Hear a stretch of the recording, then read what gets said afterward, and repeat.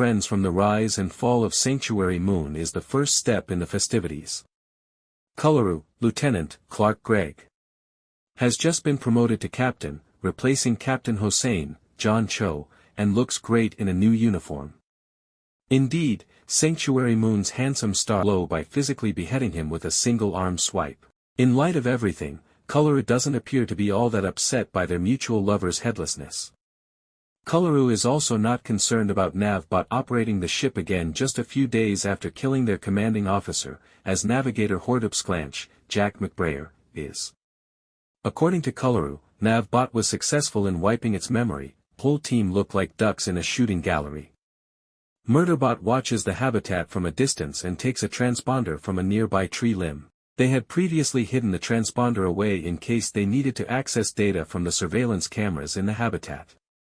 The interior is teeming with 3 elite SEC units and a gang of people from, drum roll, Gregg, a mining firm that no one is aware of. Addressing a camera, a lady, Amanda Bruegel, who is probably the leader of Gregg, confesses to undermining the team's objective.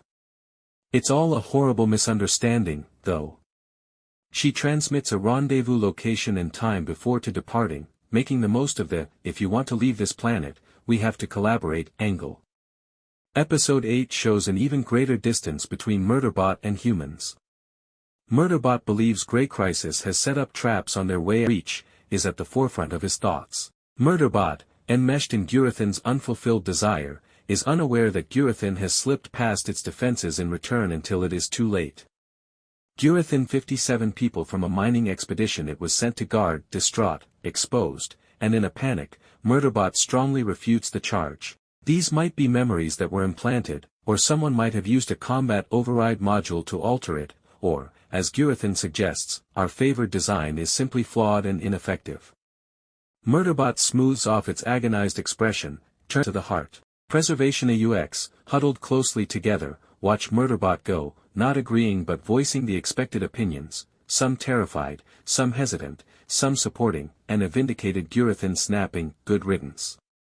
Although Mensa's soul has also suffered, they must accept its decision and concentrate on determining Gregg's objectives because their SEC unit is capable of making a solution. By murdering the Deltfall team, Gregg hopes to gather and profit from the illicit materials while removing any possible competitors or witnesses. But unlike Preservation AUX, pressingly challenging its problem has become. One could argue that failing to assist its dim-witted clientele ensures their demise. However, it's no longer necessary to solve someone else's issue. Their arrangement hasn't been fair because he has fallen in love with Pin Lee and Pin Lee alone, and he wants to spend his last hours as truthfully as possible.